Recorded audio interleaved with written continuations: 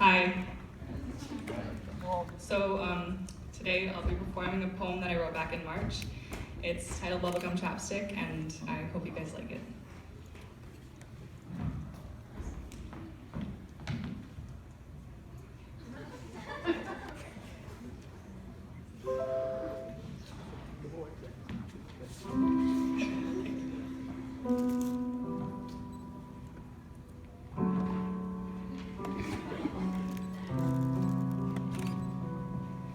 One of my favorite things in the world is the smell of melted snow. That time of year when the ground swallows up the cold and frost, and for the first time in a while, you can see the grass.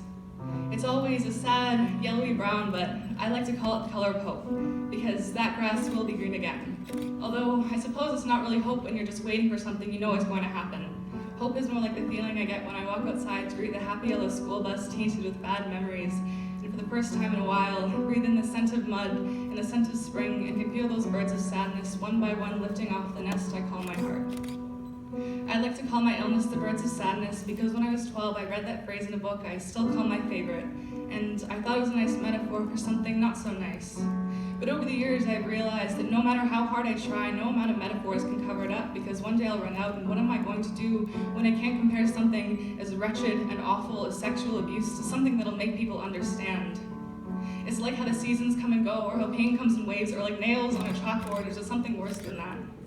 Because lately I've been tired and I'm running out of ideas. When I was really little, my dad taught me to never say goodbye because goodbye means forever, so I've only ever said see you later. One day I said goodbye to my grandma, the next day she died. It's the logic of a 9-year-old, but I've always sort of blamed myself. It wouldn't be the first time I put the blame on me, though. Guilt and shame are family members I know like the back of my hand. I can always tell when they come to visit, when they've left, and when they're coming back.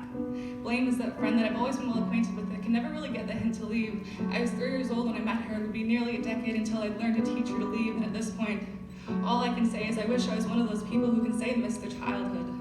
Because while I do miss the swing sets and dolls and bedtime stories and all those carefree days, it's the moments in between those memories that stain to everything a shaded blue. Because I can't think of that blue swing set without thinking of the things that happened by that swing set when no one was looking. I have a chapstick that smells like chemical laced bubblegum, and the only reason I carry it with me is because it reminds me of the time I stepped on a rusty nail at my grandparents' farm. The antibiotics I was given tasted the way that bubblegum chapstick smells, and the mud on my shoes from that day were fragrant with the scent of melted snow. It's honestly a happy memory because the hope in the color of the grass reminds me that this too shall pass.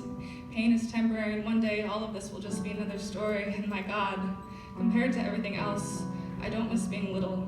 The lack of responsibility was nice, but any given day I would trade that responsibility for the moments behind closed doors, underneath beds, inside closets, whispers of don't say anything or my mom will hear, don't say anything or I will tell, come to my house. I like it better. There's a photograph somewhere in my basement, folded between boxes filled with broken Christmas ornaments and camping gear. In the picture, I'm curled in a seated position underneath some foliage, trying my best to muster a smile for the disposable camera. I'm beside another little girl who sits beside me with confidence and a smile that takes up half her face. I have absolutely no recollection as to who that girl is, and I don't remember what happened, but I know exactly what happened. Every time I see that photo, I can feel my insides begin to twist with guilt that's been trying to shed itself for years. But how do you drain a filled bathtub with the water still running? I've only just come to terms with being able to say with complete conviction that what happened to me was not my fault. But I've been trying. This morning, I put on my bubblegum chapstick. I opened my windows and I felt that smell of spring, that smell of hope. And today, the birds perched themselves on my windowsill and said goodbye.